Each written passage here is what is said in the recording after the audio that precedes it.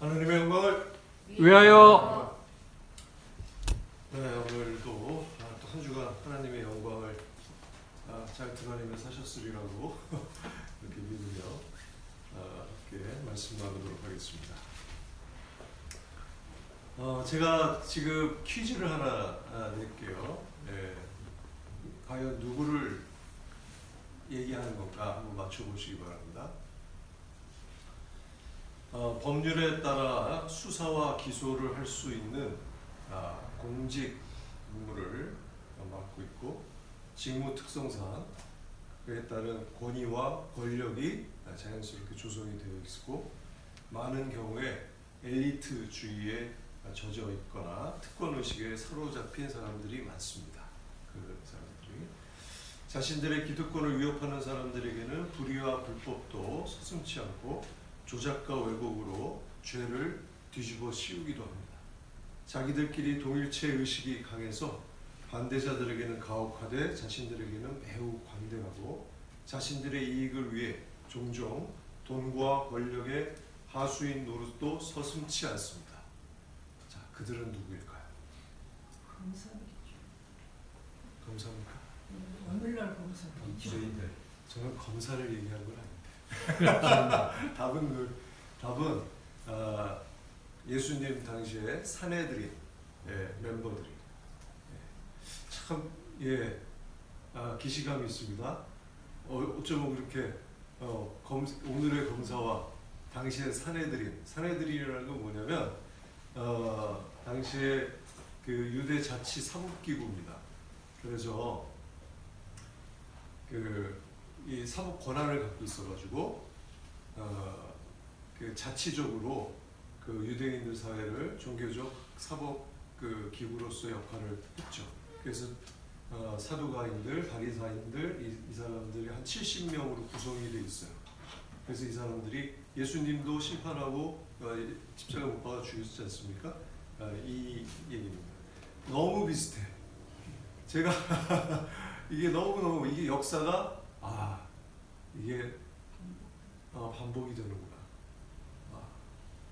또 요즘의 교회에도 많은 그런 비판점이 있습니다.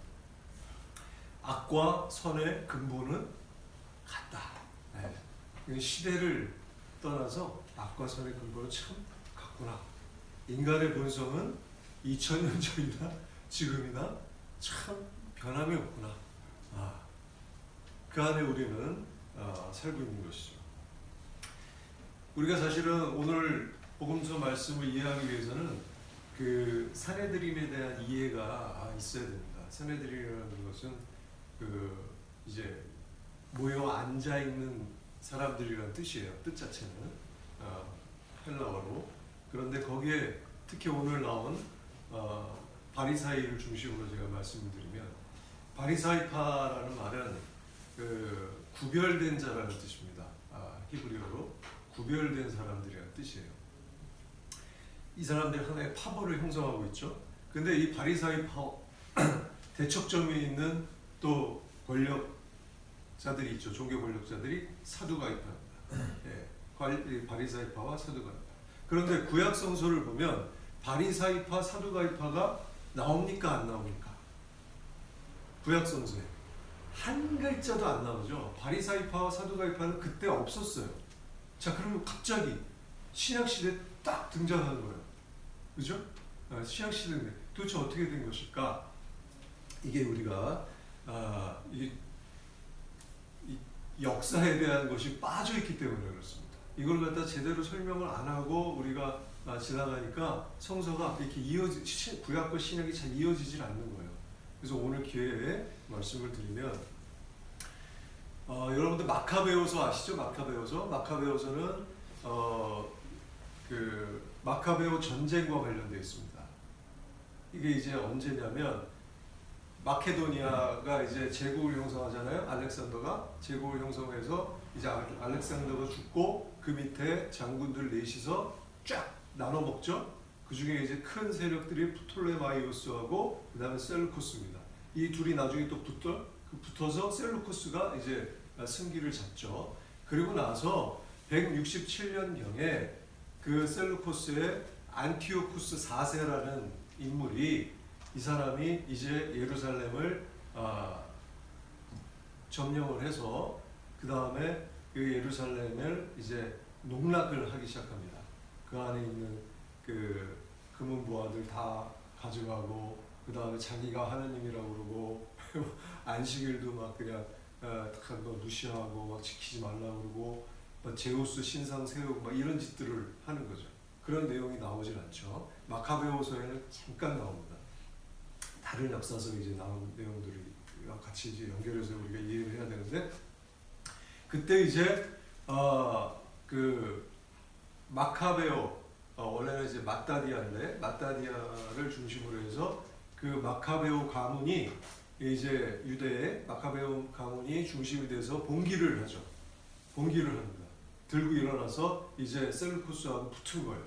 붙었는데 요행이 그 셀루쿠스가 그 프톨레마이오스하고의 그런 전쟁 중에 그 여러 가지 그 피해를 입고 그런 와중에 이제 그 유대인들이 이 셀루쿠스를 이기는 일이 생겨요.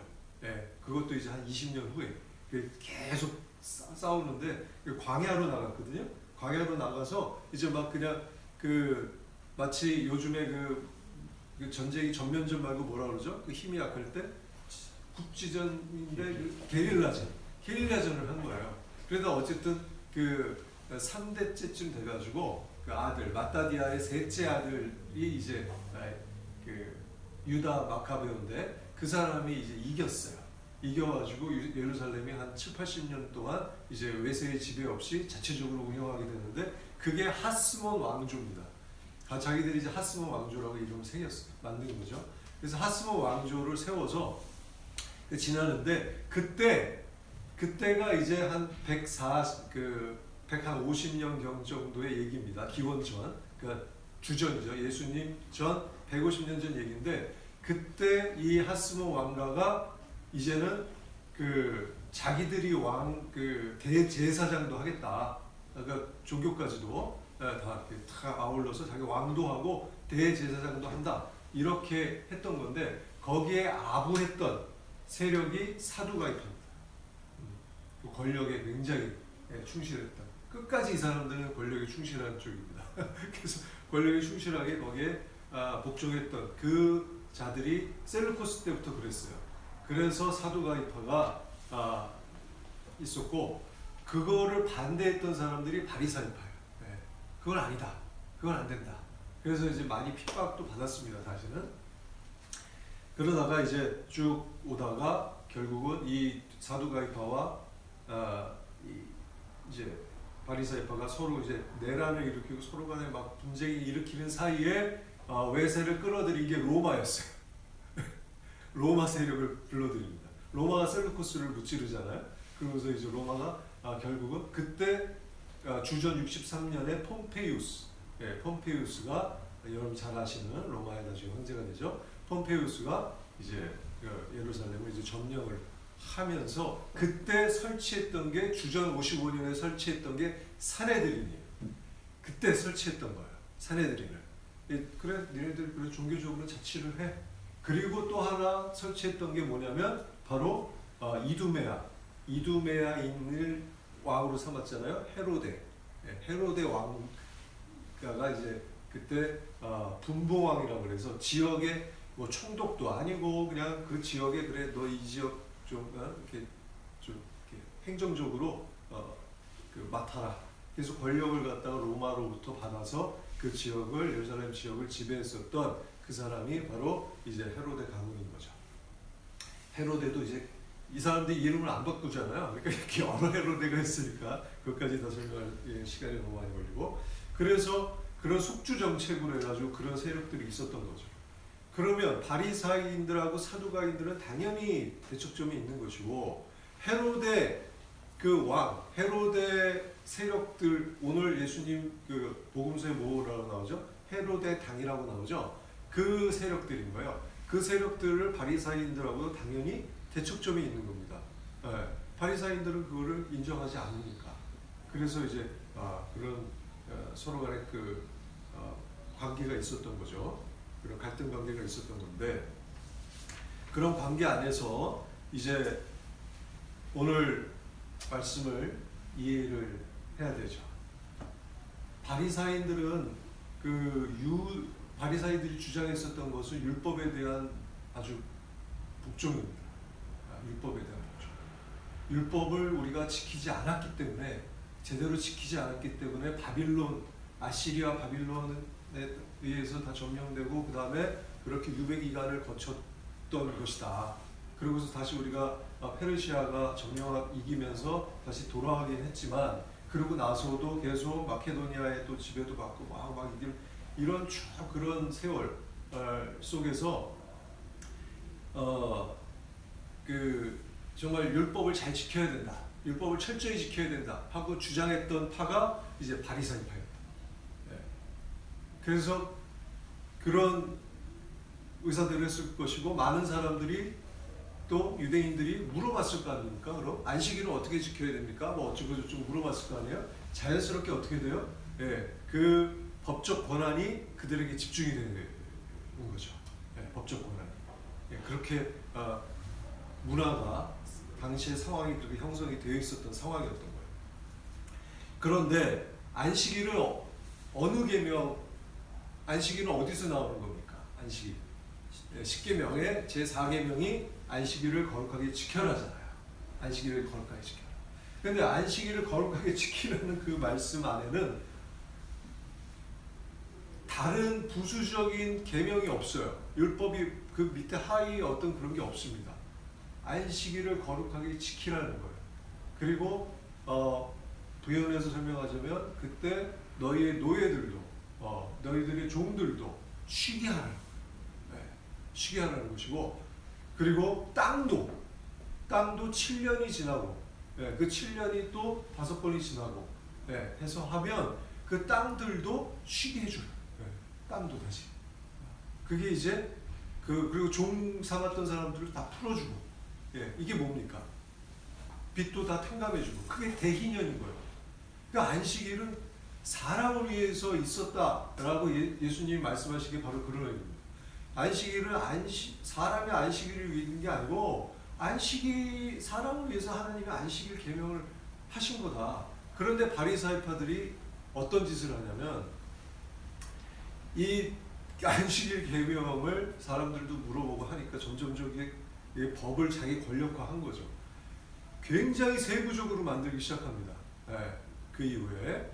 그래서 만들어서 안식일법이 총 큰 그 테두리로 39개의 테두리를 만들어서, 범주를 만들어서 그 안에 6가지씩 또 다 집어넣어요. 그럼 그것만 해도 벌써 300개가 가까이 되죠. 그렇게 그거를 누가 다 외우고 누가 다 지킵니까, 그거를. 보다 보면 말도 안 되는 내용도 있어요. 뭐 사람이 죽었으면 뭐 확인만 해보고, 안식일이면은 시체를 놔뒀다가 나중에 치우라는 등, 걷는 것도 얼마 이상까지는 걸어다니지 말라는 등. 지금도 뭐 불도 끄면 안 돼요. 불도 켜면 안 됩니다. 안식일에는. 유대인들 그거 지키고 있어요. 그거를. 바리사의 그 전통에 따라서 그러고 있습니다. 자, 그렇게 해서 예수님을 시비를 건 겁니다. 오늘. 시비를 건. 왜 안식일에 왜 그런 거 곡식 추수하지 말라는 게 있거든요. 그거 배고파서 그 했다고 시비를 건 것이고, 안식일에 그 병자 치유했다고 시비를 건 거예요. 그런데 예수님이 너무나도 상식적으로, 그리고 하나님의 뜻에 맞게 딱 얘기하시잖아요. 사람을 위해서 있는 건데 뭐가 문제냐 라고 얘기를 하니까 아무 말도 못했지 않습니까? 그런데 이 사람들이 더 악한 게 뭐냐면, 헤로데당, 이두메아인은 뭐냐면 유대인이 아닙니다. 에사오의 후예들이에요. 유대인들이 아니야. 자기 민족도 아니어가지고 서로 대립관계에 있는데도 불구하고 어떻게 했다고 그랬죠? 예수님을 죽이려고 어떻게 했다고요? 작당을, 손을 잡고 작당을 했다 라고 나옵니다. 자, 이게 지금 오늘 말씀 안에 있었던 그 역사를 배경으로 한 그 상황에 대한 말씀을 드린 겁니다. 바로 그런 상황에서 예수님께서는 우리 이렇게 생각할 수도 있습니다. 아니 그러면 그렇게 싫어하면은 병자를 고치는 거를 안식일 말고 다른 날 해주셔도 되지 않았을까? 그죠? 네. 그러면은 저렇게 죽이려고 하지도 않지 않았을까? 라고 생각할 수 있잖아요. 그쵸? 왜 굳이 그러셨을까? 라는 생각도 우리 인간적으로 할 수 있지 않습니까?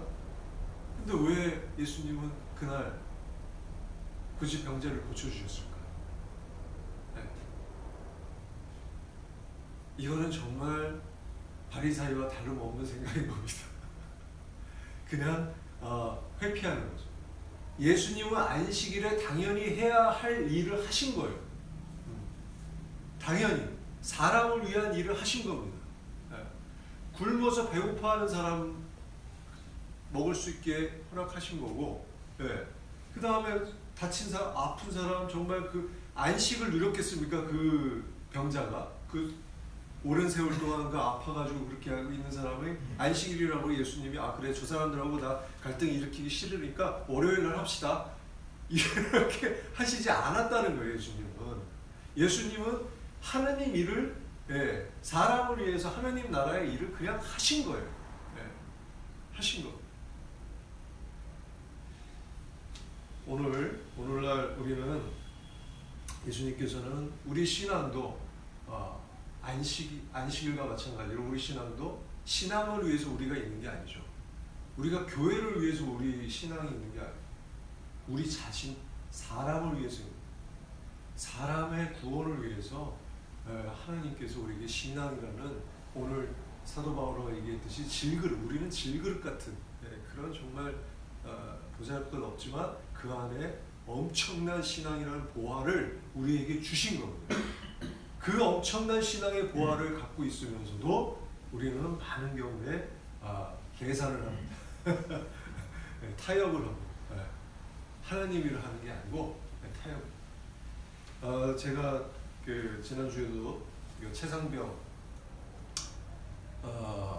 이제 특검 이제 외치고, 또 이태원 그 나갔을 때 이태원 가족들하고도 이제 잠깐 만났는데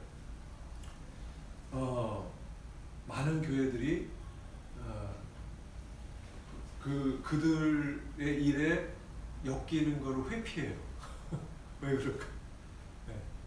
하나님의 뜻이라면은 그거는 하나님의 일을 위한 것이기 때문에 그 신앙을 받은 우리는 당연히 그들을 만나고 그들을 위해 기도하고 그들을 위해 우리는 행동을 해야 되는 게 교회로서 마땅한 일입니다.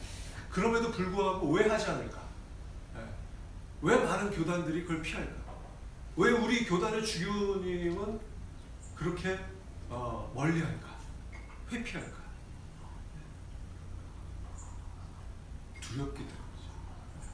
갈등을 피하고 싶기 때문에. 괜히 또 시비 걸지 않을까? 미리 예단하는 거죠. 사람들과의 관계에 있어서 우리 신자들 중에 내가 이런 얘기 하거나 이런 거 하자고 그러면 당연히 또 시비 거는 사람들도 있을 것이고, 심지어 뭐 검찰도 뭐 우리 또 뭐 압수수색하는 거 아니야? 이런 두려움이 아닙니다. 하나는 피한. 오늘 안식일에 예수님의 말씀, 정말 안식일은 사람을 위해 있는 것이다. 신앙도 사람을 위해 있는 것이고, 예수님도 바로 우리 인간을 위해 오셨고 그 십자가 고난을 마다하지 않으신 겁니다. 우리도 우리의 신앙의 중심에 예수님이 있음을 늘 기억하고, 또 그 주인이신 예수님을 우리가 다시금 계속 우리는 우리 삶 속에서 돌아와야 돼요.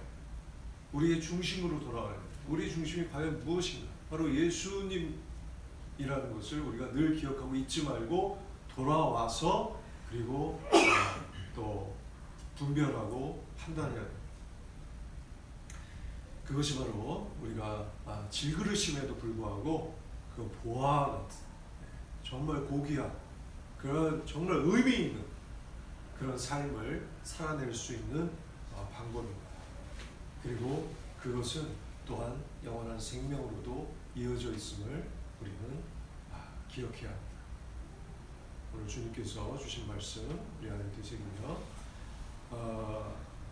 우리 교회가 또 우리 사회가 참으로 사람을 위한 진심으로 하나님의 뜻과 연결된 정말 참된 사람을 위한 그런 사회로 또 교회로 거듭날 수 있도록 함께 기도합시다.